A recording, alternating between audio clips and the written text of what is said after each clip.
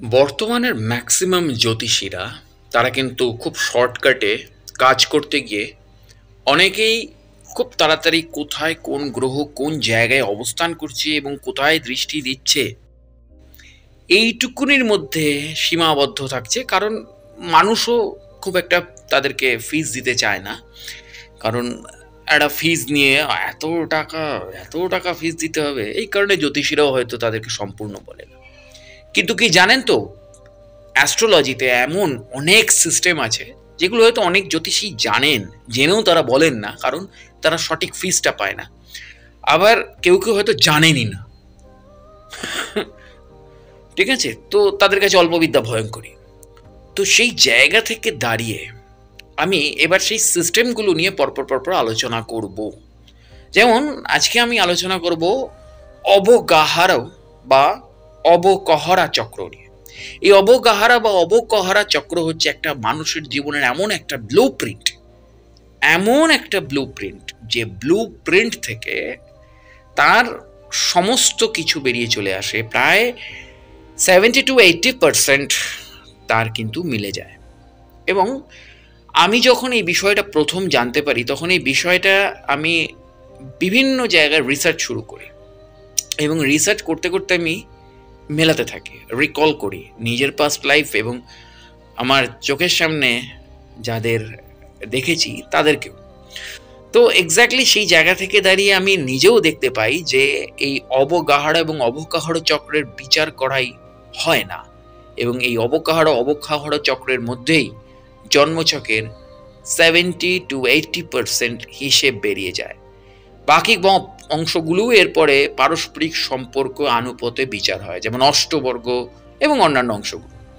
এই অবকাহার এবং অবগাহর চক্র হলো কোনো এক ব্যক্তির জীবনের ব্লুপ্রিন্ট। তার শক্তি কোথায়, তার দুর্বলতা কোথায়, কোন কর্মক্ষেত্রে তার জন্য সঠিক, কি ধরনের শারীরিক সমস্যা তার হতে পারে, কখনো কোনো বড় কাজে সে হাত দেবে এবং কখন কোনো বড় কাজে সে জিতবে, কোন সময় পড়লে তার জন্য ভালো, কোন কোন ক্ষেত্রে তার সতর্ক থাকা উচিত, কোন কোন বিষয়ে তার উন্নতিতে বাধা তৈরি করছে, সিদ্ধান্ত গ্রহণের ক্ষমতা কেমন হবে প্রভৃতি এখান থেকে বিচার করা হয়।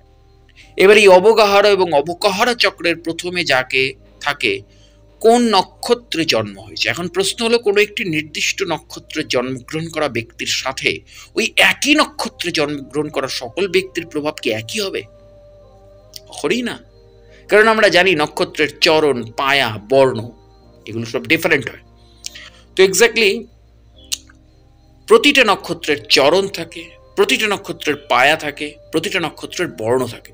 সেই নক্ষত্র জন্মকালীন অবস্থায় জাতক এবং জাতিকার কোন অঙ্গে ছিল তার উপর কোনো একটি নক্ষত্র কেমন ফল দেবে নির্ভর করে।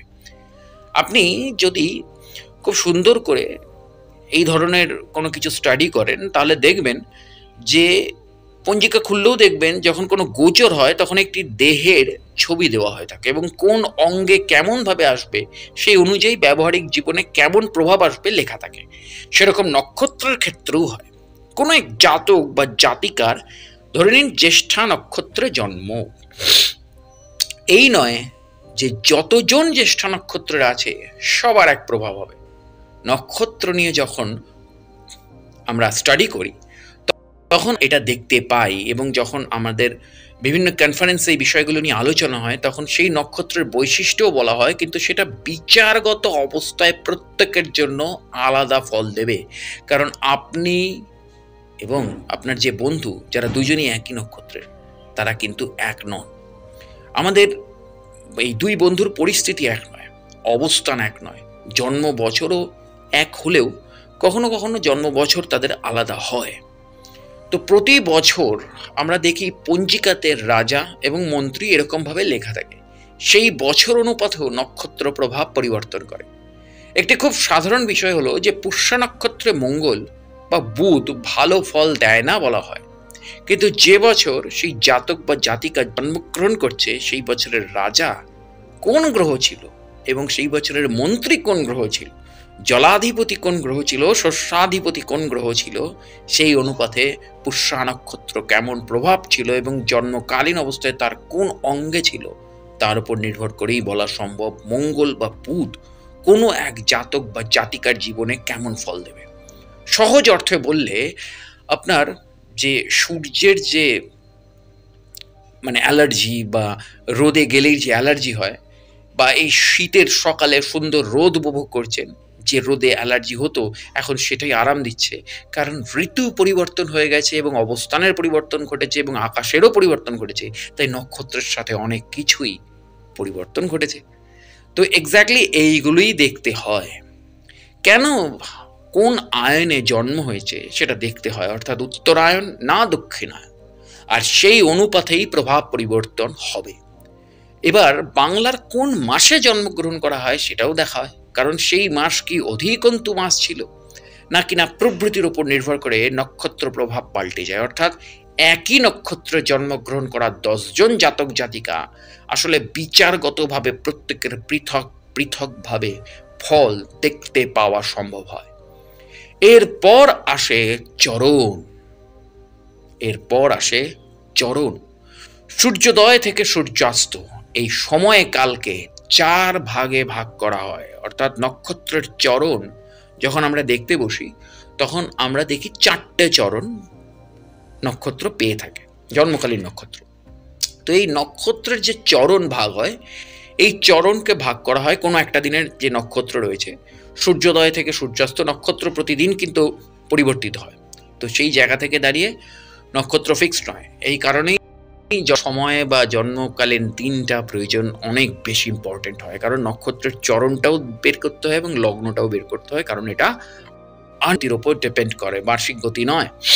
তো সূর্যোদয় থেকে সূর্যাস্ত এই সময়কালকে 4 ভাগে ভাগ করা হয়েছে।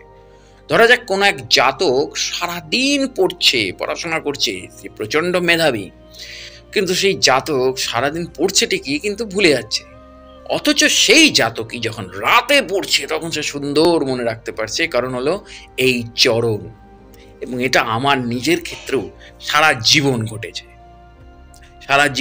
আমি দিনের বেলা পড়াশোনা করলে অতটা মনে রাখতে পারতাম না, আজও স্টিল নাও।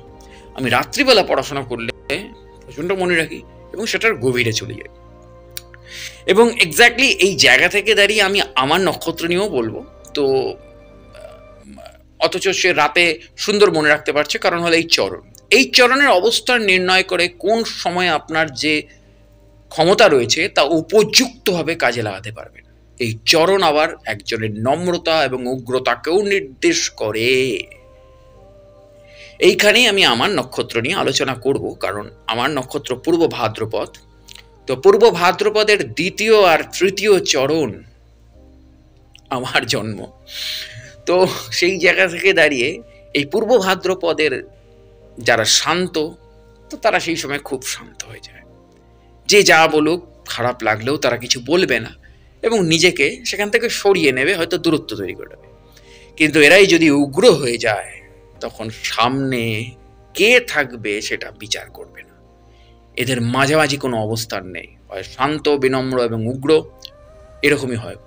আর এক্স্যাক্টলি এটাই আমার সাথেও ঘটে, কারণ আমি পূর্ব ভাদ্রপদের 3য় চরণে জন্ম নিয়েছিলাম এবং সেই জায়গা থেকে দাঁড়িয়ে আমি কিন্তু সদা সর্বদা হয় এসপার উসপার না হলে আরিয়া পার, এই কনসেপ্টে বিশ্বাস করি।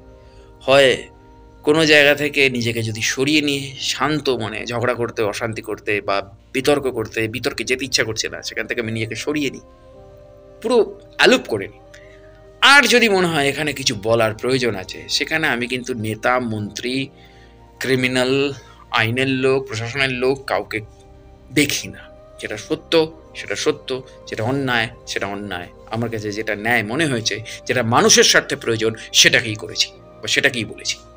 তো এক্স্যাক্টলি সেই জায়গা থেকে দাঁড়িয়েই এরকমভাবে সমস্ত কিছু বিচার বিমর্শ হয়। তো সেই জায়গা থেকে দাঁড়িয়ে এইবার এই নক্ষত্রের, এই পূর্ব ভাদ্রপদ নক্ষত্রই যখন 1 আর 4 চরণ চলে আসবে তখন এদের বৈশিষ্ট্য কিন্তু পাল্টে যাবে। এরকম প্রতিটি নক্ষত্রের ক্ষেত্রেই হয়। অনুপাতে সে কিভাবে চলবে, কিন্তু কিভাবে কোন ক্ষেত্রে মনোনিবেশ করবে সেই গাইডলাইন্স দেওয়া হয়। এরপরে আসবো পায়া, স্বর্ণ, রৌপ্য, তাম্র, লৌহ, কে কোন পায়া পেল, সেই অনুপাতে তার জীবন ধারণ কেমন হওয়া উচিত। আকাশে উঠতে থাকা পাখিটাও জানে না তাকে কোনো এক ডালে বসতে হবে, কিন্তু সেটা কোন ডাল হবে দেখে বসা উচিত, এমন না হয়ে যায় যে ডালে বসলো সেই ডালেই কোনো এক শিকারী বসে তার শিকারের জন্য অপেক্ষা করছে। এবং এই যে পায়া, স্বর্ণ, রৌপ্য, তাম্র, লৌহ, এই যে গাইডলাইন্স দেওয়া হয়, এই গাইডলাইন্সটা এইখান থেকে আপনি শিকারী হবেন না আপনি শিকার হবেন, এইটা দেয় আপনার পায়া, এইটা দেয় হচ্ছে আপনার পায়া। এরপর আসে রাশি, তারপর আসে লগ্ন, তাদের অধিপতি। এখানেও কিন্তু রাশির বিচার হয় নক্ষত্র বিচারের মতন। কেবল গোচরের ফল সার্বিক গণনা হয়, কিন্তু জন্মকালীন রাশি বিচার হয় নক্ষত্র বিচারের মতো, একটির সাথে একটির সম্পর্ক মিলিয়ে। এরপরে আসে তিথি। এই তিথির সাথে থাকে কৃষ্ণপক্ষ, শুক্লপক্ষ, কোন পক্ষের কোন তিথিতে তার জন্ম, সেই অনুপাতে চন্দ্রের বলবত্তা কতটা তা বিচার করা হয়। অনেকের হয় এই তিথি ছেড়ে আরেক তিথিতে প্রবেশ হচ্ছে, সেই সন্ধিক্ষণেও জন্ম হয় কিন্তু। এরপর আসে গণ। যদিও আগে আরও গণ বিচার হতো, কিন্তু বর্তমানে দেব, নর এবং রাক্ষস গণই বিচার। এই গণ বিবাহিত জীবন নয়, কোনো কর্মক্ষেত্র আপনার উন্নতি কি হবে, আপনি আপনার যোগ্যতা বৃদ্ধি করবেন এবং নিজের যে ভৌতিক বা আধ্যাত্মিক চাহিদা বা উন্নতি আছে সেইগুলো কিভাবে ঘটাবেন সেটাই নির্দেশ করে। মানুষ কিন্তু গণ বিচার করে আজকের দিনে শুধুমাত্র বিবাহের জন্য। এখানেও একটা ইম্পর্টেন্ট কোশ্চেন মানে ইনফরমেশন দিয়ে দিই, এই গণের অধিপতি কিন্তু গণেশ। তো এরপর আসে পশু, পাখি, গাছ। এই পশু, পাখি, গাছের অনুপাতে আপনার বৈশিষ্ট্য কেমন হবে তা নির্দেশ করে। যদি আমি একটা উদাহরণ দিই তাহলে বুঝবেন। ধরুন কারো পশু হরিণ, হরিণকে দেখবেন চিতাবাঘ ছোটালে ধরতে পারার কথা নয়, কিন্তু তাও ধরে ফেলে, কারণ হরিণ একটু দৌড়ে আর পেছন ঘুরে থাকে, একটু দৌড়ে আর পেছন ঘুরে থাকে, একটু দৌড়ে আর পেছন ঘুরে থাকে। বাঘ কত দূরে, ফলে সামনে এগোনোর গতি তার কমে যায়। সেরকমই এই পশুর নামের জাতক জাতিকারা অতীত নিয়ে এত ভাবে যে বর্তমানে তাদের গতি ধীর হয়ে যায়। সেরকম যদি কারোর পাখি হয়, পাখি যদি কাক হয়, কাককে আমরা পরিবেশ বন্ধু বলি, কিন্তু সেই কাককে দেখলেই আমরা তাড়িয়ে দিই বা ঢিল ছুড়ি। এই সমস্ত জাতক জাতিকাদের থেকে অনেকে সাহায্য তো নেবে, কিন্তু কাজ ফুরিয়ে গেলে ক্ষতি করবে বা তখন চিনি না এমন ভাব করবে।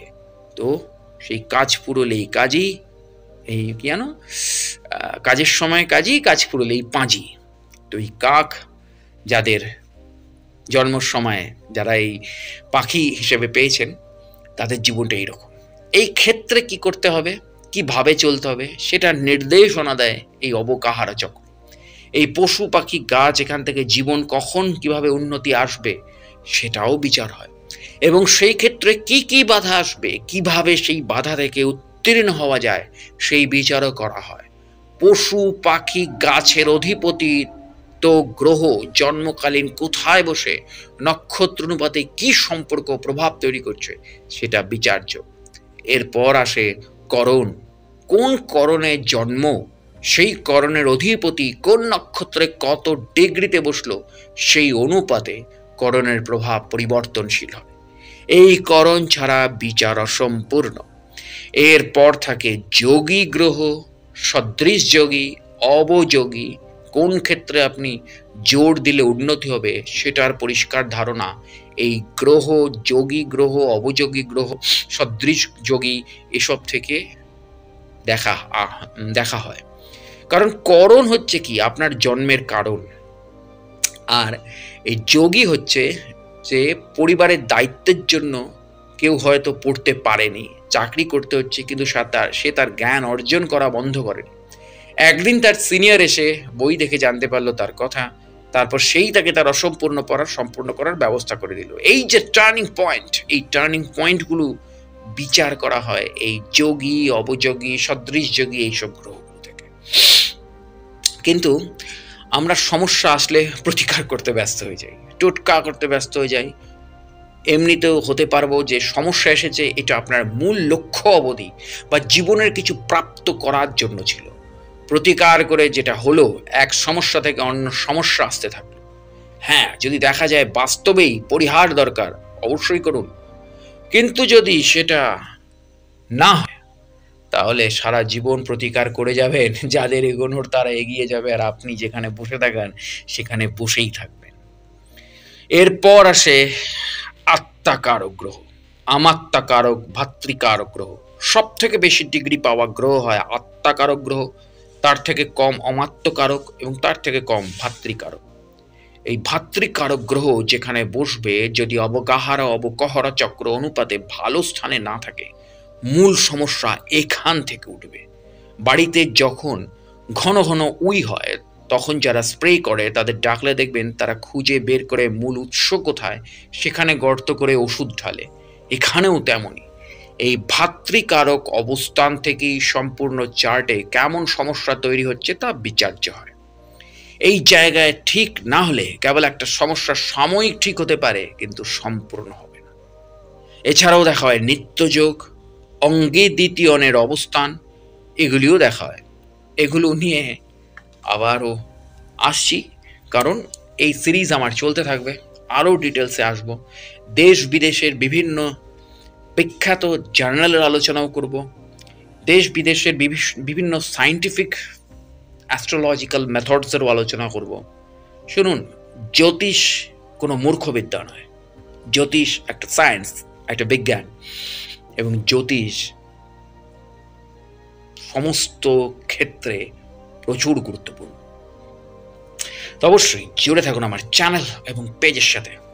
দেখা হচ্ছে পরের ভিডিওতে। অবশ্যই আমার সাথে যোগাযোগ করতে চাইলে ফিজ নিয়ে বার্গেটিং করবেন না, এবং আমার হোয়াটসঅ্যাপ নাম্বারে প্রথমে নিজের ডেট অফ বার্থ ডিটেলস দিয়ে কানেক্ট করুন। দেখা হচ্ছে পরের ভিডিওতে। নমস্কার।